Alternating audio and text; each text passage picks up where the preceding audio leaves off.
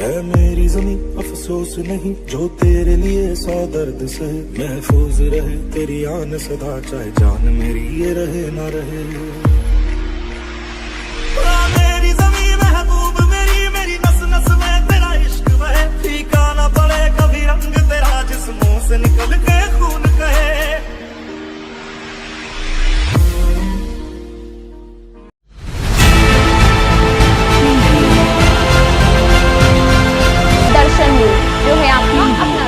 भारतीय सेना दिवस पर आप सभी को दर्शन न्यूज की तरफ से हार्दिक शुभकामनाएं। इस वीडियो में लाए हैं हम भारतीय सेना की बहादुरी और त्याग, बलिदान और देश के खातिर अपने प्राण न्यौछावर कर देने की बहुत सी गाथा।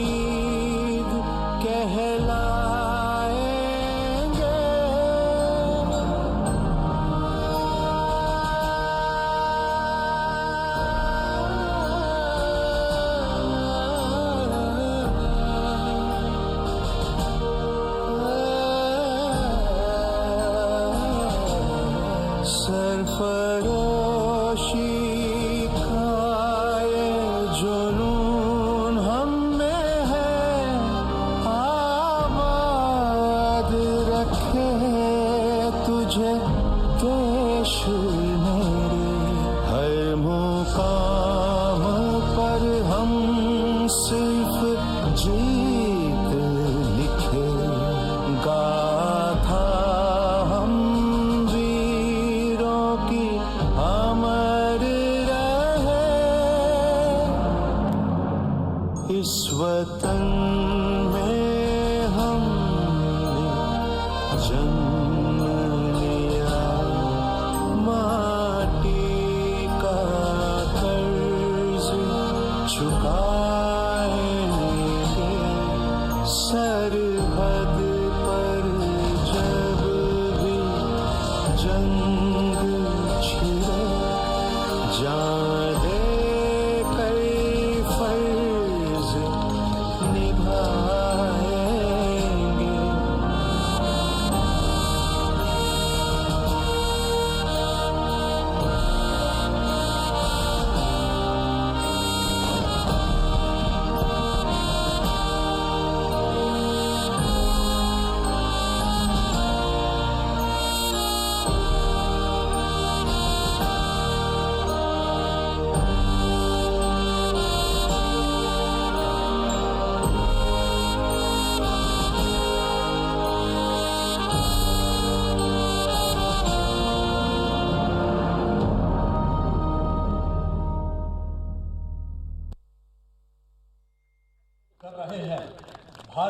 आज का ये पावन पर्व भारतीय सेना के उन शूरवीरों के प्रति समर्पित है जिन्होंने राष्ट्र प्रेम की नई इबारत लिखी। आप सबके सामने प्रस्तुत है भारतीय सेना की 75 सालों की परम साहस, पराक्रम और बलिदान की गौरव गाथा। अंग्रेजों के 200 साल के शासन के बाद 15 अगस्त 1947 का वो ऐतिहासिक दिन जब भारत आजाद हुआ और भारतीय सेना ने मातृभूमि की रक्षा और तिरंगे का मान बरकरार रखने के लिए ली थी शपथ। पाकिस्तान ने कश्मीर हथियाने के लिए ऑपरेशन गुलमर्ग के तहत कबायली लश्करों को श्रीनगर पर कब्जा करने के लिए भेजा। कबायलियों के भेष में पाकिस्तानी फौजियों ने मुजफ्फराबाद, उरी और बारामूला शहरों में दिल दहलाने वाली घटनाओं को अंजाम दिया। कश्मीर रियासत के महाराजा हरि सिंह ने कश्मीरी आवाम की सुरक्षा की खातिर 26 अक्टूबर 1947 को इंस्ट्रूमेंट ऑफ एक्सेशन पर हस्ताक्षर किए और कश्मीर हमेशा के लिए बन गया भारत का एक अटूट अंग।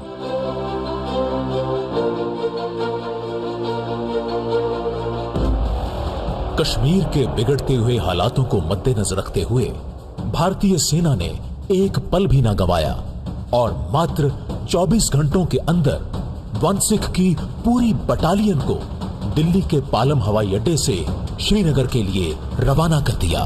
सर, सिग्नल प्लेटून वाला जहाज तो जम्मू में ही इमरजेंसी लैंडिंग कर गया है। हमें तो ये भी नहीं पता कि श्रीनगर हवाई अड्डे पर कबालियों ने कहीं कब्जा न कर लिया हो। सुना है हजारों की गिनती में है ये घुसपैठिए।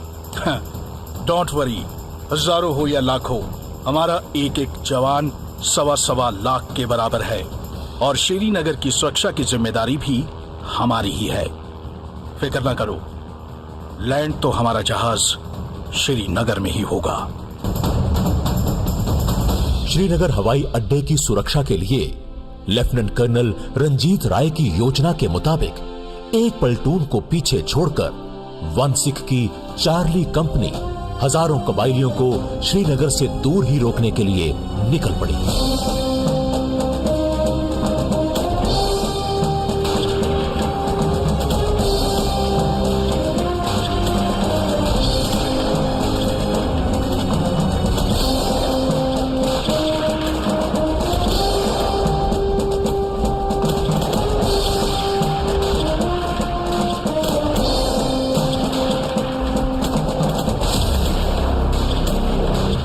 कर्नल दीवान रंजीत राय की रणनीतिक सूझबूझ ने हमलावरों को शहर से दूर ही रोककर श्रीनगर को तो बचा लिया, लेकिन इसके बदले उनको अपनी जान की आहुति देनी पड़ी। कबायली फिर योजना बदलकर बडगाम के रास्ते श्रीनगर की ओर बढ़े। दूसरे हमले में भी 4 कुमाऊं के मेजर सोमनाथ शर्मा ने एक हाथ घायल होने के बावजूद और सिर्फ एक कंपनी के साथ 700 से अधिक पाकिस्तानियों को श्रीनगर हवाई अड्डे तक पहुंचने से रोके रखा। इस बैटल ऑफ बडगाम में मेजर सोमनाथ शर्मा साहस और शौर्य से लड़ते वीर गति को प्राप्त हुए। इस बहादुरी के लिए उन्हें भारत के पहले परमवीर चक्र से सम्मानित किया गया। आजादी के बाद भारतीय कमांडरों की इस पहली जीत ने साबित कर दिखाया कि देश की अखंडता भारतीय सेना के सुरक्षित हाथों में है। भारतीय सेना के इतिहास के सुनहरे पन्नों में दर्ज हुआ 15 जनवरी 1949 का वो दिन जब लेफ्टिनेंट जनरल के.एम. करियप्पा बने सेना के पहले भारतीय कमांडर इन चीफ। हम इसी दिन को आज आर्मी डे के नाम से मना रहे हैं।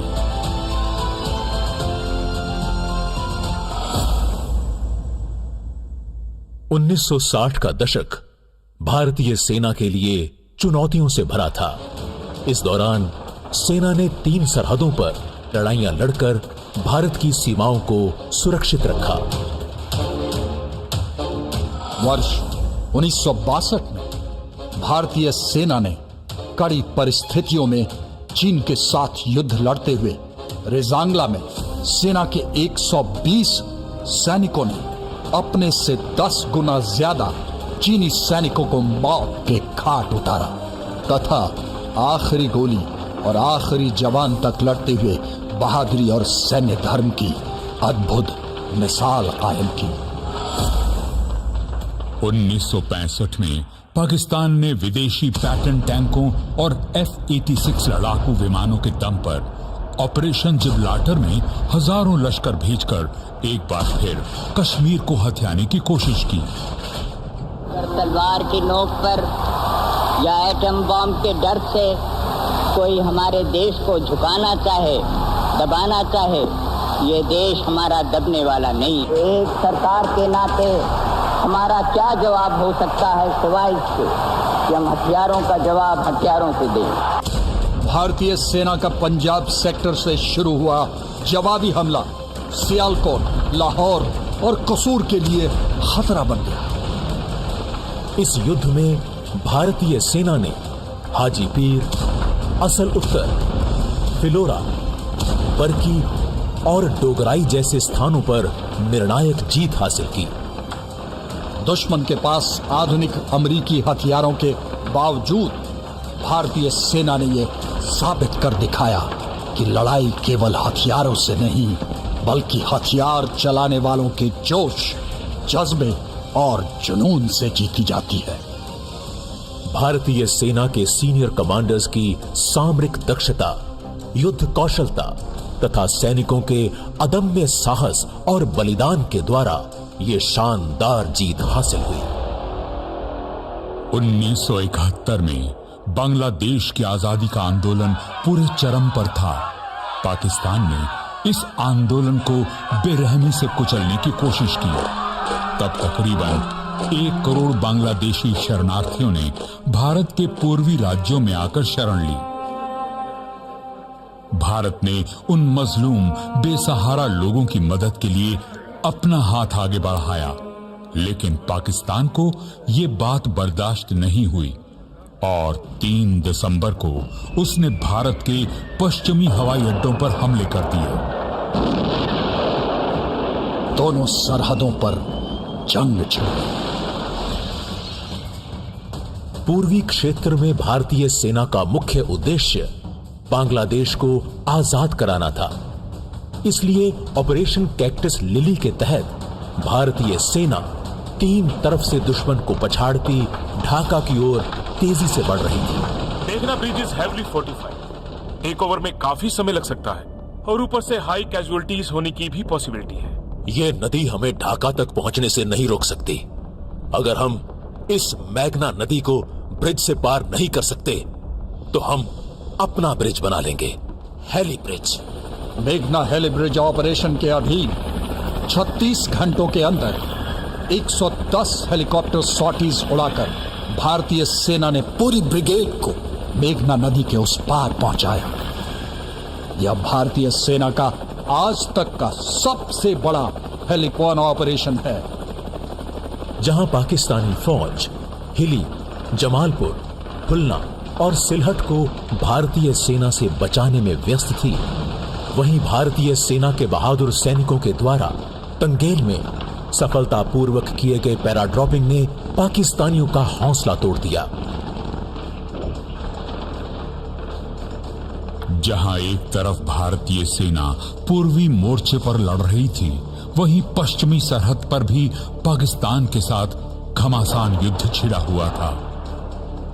पर दुश्मन ये नहीं जानता था कि भारतीय सेना दोनों ही मोर्चों पर एक साथ लड़ने में और जीत हासिल करने में पूरी तरह से समर्थ है।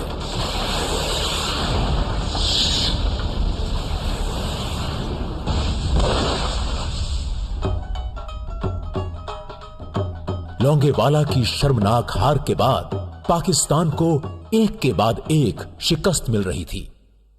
पाकिस्तान श्रीनगर राष्ट्र मार्ग पर कब्जा कर जम्मू कश्मीर का पूरे भारत से संपर्क तोड़ना चाहता था, पर भारतीय सेना ने 4 दिसंबर को शकरगढ़ बल्ज पर पहले ही हमला बोलकर उसके मंसूबों पर पानी फेर दिया।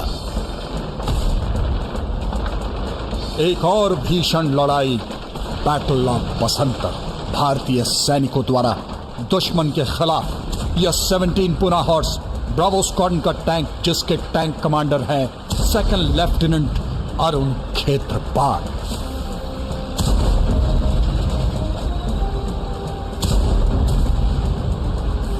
विकट परिस्थितियों में भारतीय सेना का यह जाबाज सैनिक दुश्मन के घर में घुसकर पाकिस्तानी टैंकों के खिलाफ निरंतर आग उगलता और एक के बाद एक पाकिस्तानी पैटर्न टैंकों को तबाह करता जा रहा था।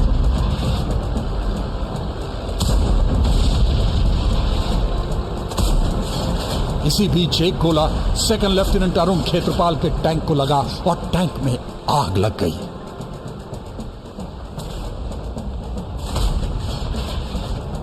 Bravo 4, move back. I say again, Move back! Bravo 4, my main gun is still working. I will get these.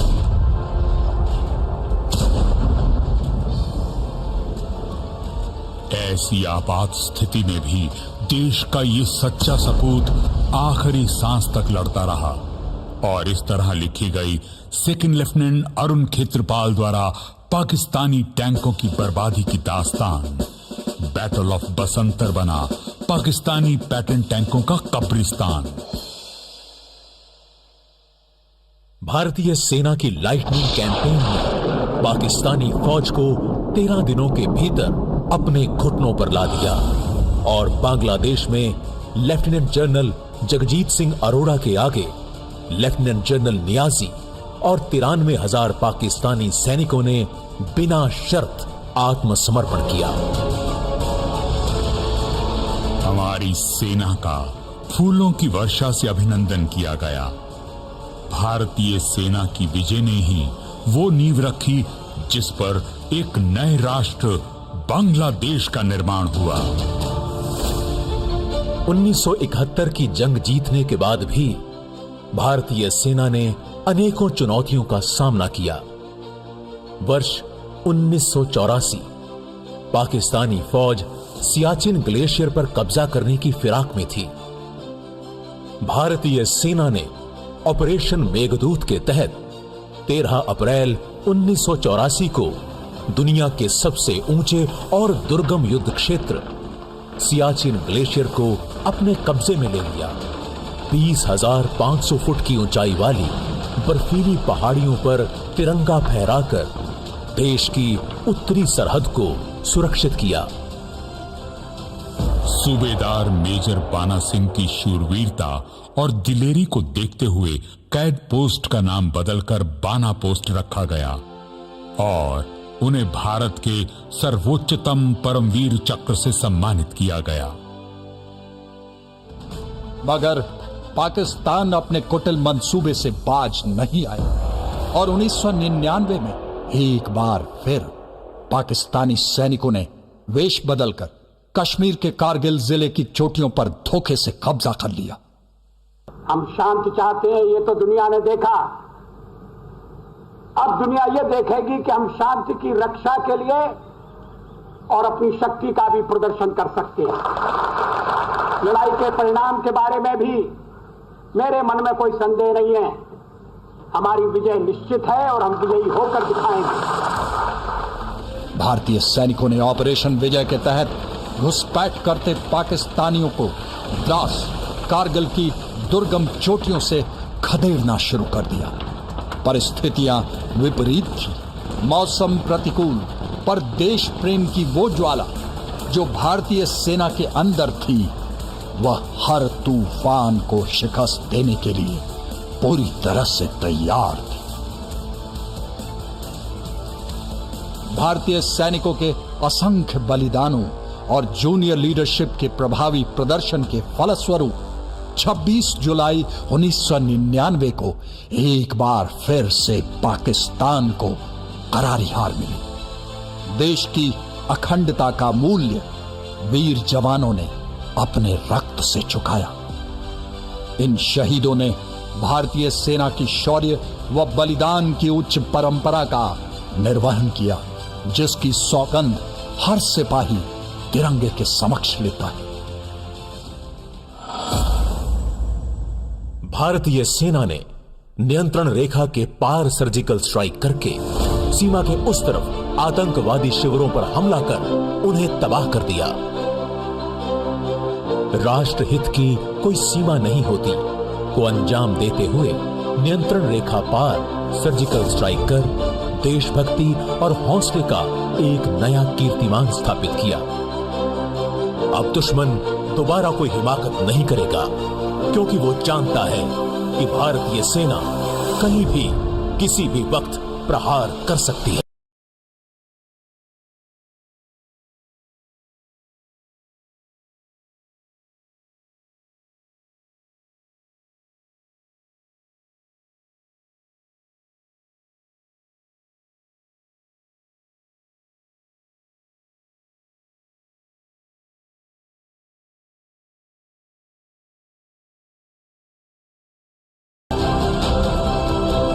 जब अस्मिता की बात हो, जब राष्ट्र पर आघात हो, हम चुप नहीं बैठेंगे, हम दुश्मन पे मारेंगे, हम खुश के मारेंगे, हम खुश के मारेंगे।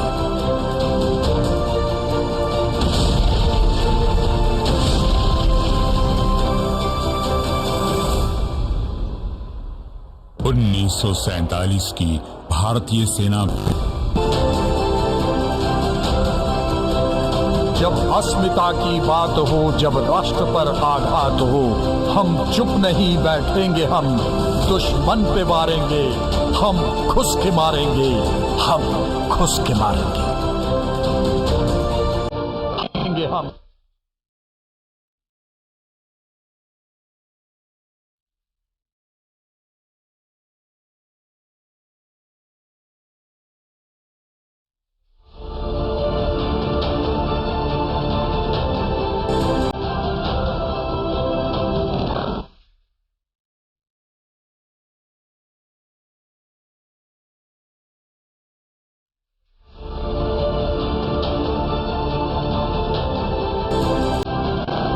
कर सकती है।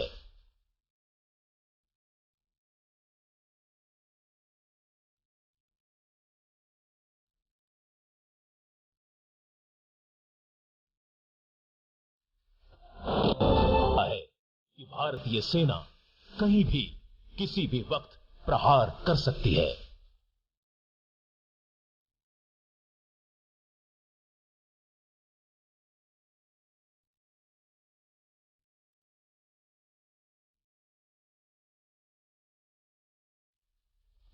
प्रहार है कि भारतीय सेना कहीं भी किसी भी वक्त प्रहार कर सकती है।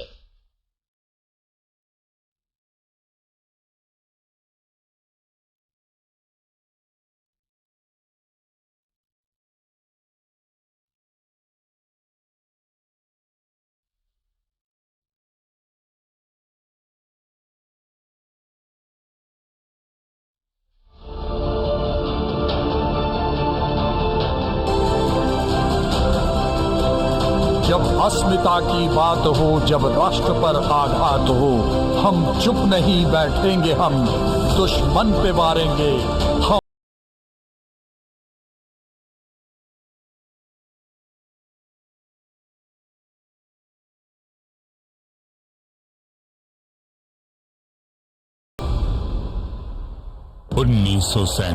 की भारतीय सेना विकसित होकर आज पश्चिमी और उत्तरी सरहदों पर किसी भी तरह की टेक्नोलॉजिकली एडवांस्ड लड़ाई लड़ने में सक्षम है।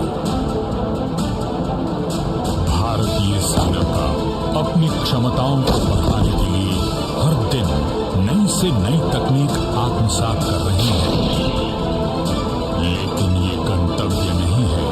आधुनिकीकरण, सशस्त्रीकरण और आत्मनिर्भरता की यात्रा अभी जारी है।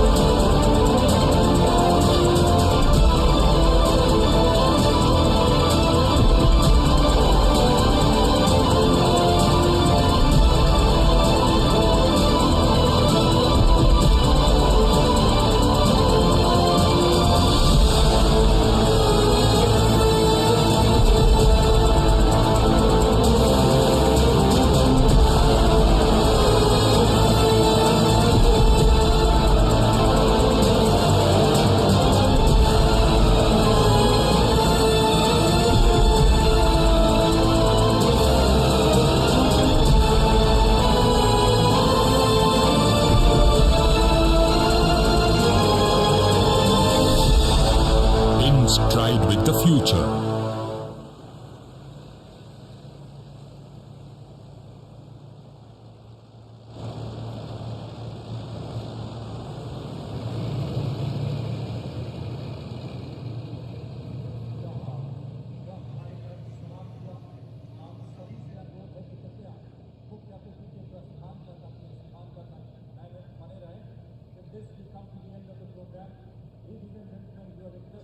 Remain seated till the departure of the chief guest. Your exit will be controlled. Kindly remain seated. Due to COVID protocol, there is no central team.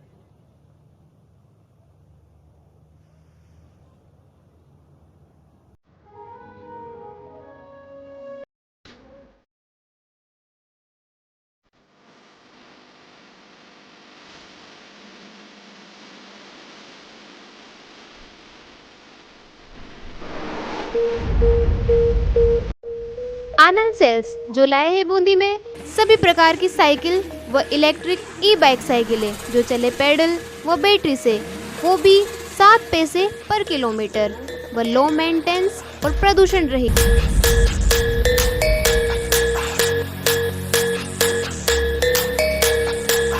Anand sales कुड़ोस school के पास, नैनवा रोड, बूंदी। दर्शन न्यूज जो है आपकी